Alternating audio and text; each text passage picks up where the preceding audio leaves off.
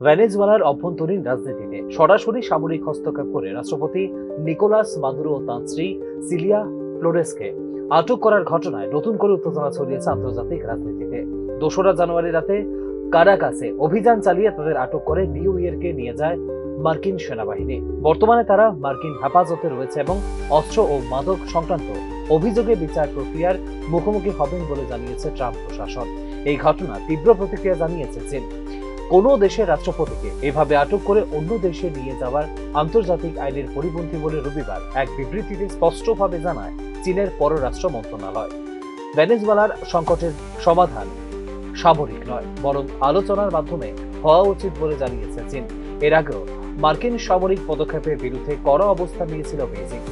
এদিকে যুক্তরাষ্ট্রের অভ্যন্তর থেকেও বিরোধিতা শুরু হয়েছে এই অভিযানের। মাদুরোর গ্রেপ্তারকে যুদ্ধের পদক্ষেপ বলে অভিহিত করেন নিউ ইয়র্ক সিটির মেয়র জোহরান মামদানি। এই অভিযান আন্তর্জাতিক আইন তো বটে, এমনকি মার্কিন সংবিধানের মৌলিক নীতির সঙ্গেও সাংঘর্ষিক বলে মন্তব্য করেন নিউ ইয়র্কের মেয়র।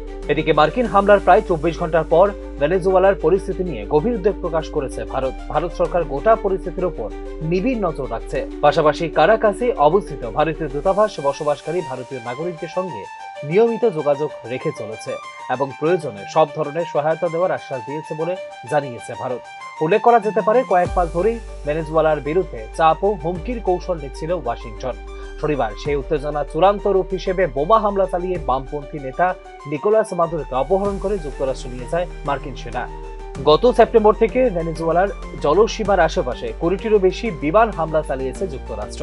দীর্ঘদিন ধরে মাদুরোর বিরুদ্ধে মাদক পাচারকারীদের সঙ্গে যুক্ত থাকার অভিযোগ করছে ট্রাম্প প্রশাসন। যদিও এসব অভিযোগ সরাসরি অস্বীকার করে ভেনেজুয়েলার বিপুল তেল সম্পদের উপর নিয়ন্ত্রণ প্রতিষ্ঠা করতে তাকে ক্ষমতাচ্যুত করার চেষ্টা করছে যুক্তরাষ্ট্র বলে জানিয়েছে মাদুরো।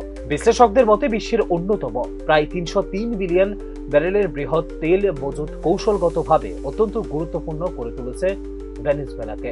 সমালোচকদের দাবি, এই তেল সম্পদের উপর নজর রেখে ওয়াশিংটনের এই সামরিক ও রাজনৈতিক পদক্ষেপ, যার নতুন সংঘাতের আশঙ্কা বাড়াচ্ছে লাতিন আমেরিকায়। Report news now.